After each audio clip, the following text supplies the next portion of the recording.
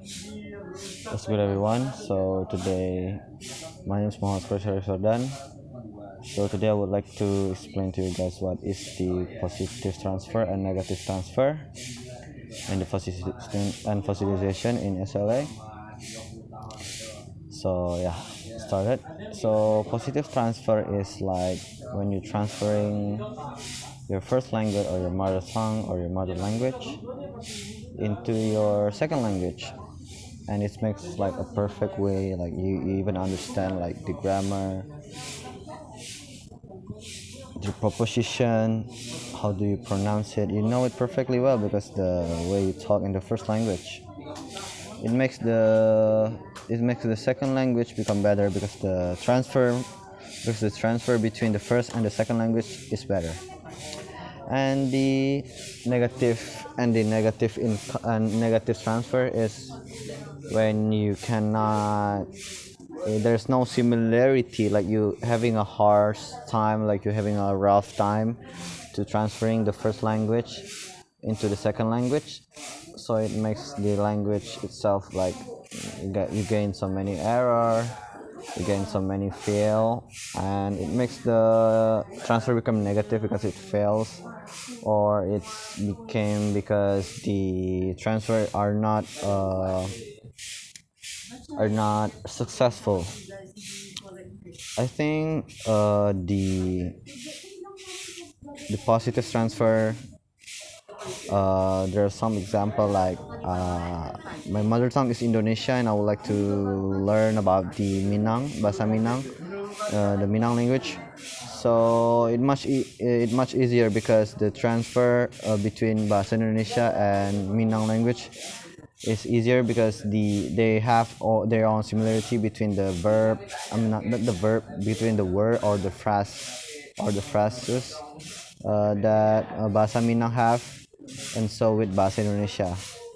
Meanwhile, the bahasa Indonesia and English, it's totally different, and it's kind of hard for me to transferring the meaning of it, the grammar of it, how do you use the word properly.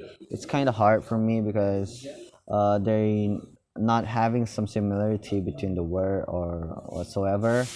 I think there will be like a good transfer between English and Indonesia because the improvisation, like bahasa Indonesia and bahasa Inggris, like konservatif in bahasa Indonesia and conservative in English. So they have their own similarity, like the improvement of bahasa Indonesia, like Indonesia is not stealing but like try to borrowing the English word to become perfect. Meanwhile, the fossilization. So fossilization, as we know, like fossil, like it freeze or stuck. I think like that the term of fossilization that I want to explain to you. Why? Because fossilization in here is try to describe someone level while learning the second language, like me. Like some example, like me, are having some hard time to improving my English. Like my English levels keep stuck on in term like like keep getting stuck on some level, like I don't getting improved at all, like my English is so template, it's so plain. I didn't get into the advanced level or so whatever because the lack of the communication, the lack of the input itself, because the lack of the output itself, because I didn't practice it much.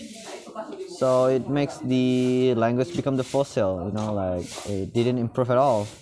So yeah, how do we stop this fossilization? It's from like keep talking, like keep having a conversation, like keep having some short conversation with someone, like to your friend, to your homies, to your mom, to your lecturer. Like yeah, try to improve your English all the time. Like it makes the fossilization stop. I think that's all that I can say from this material for today. Hope you guys enjoy this video. Thank you so much. Ya, assalamualaikum warahmatullahi wabarakatuh.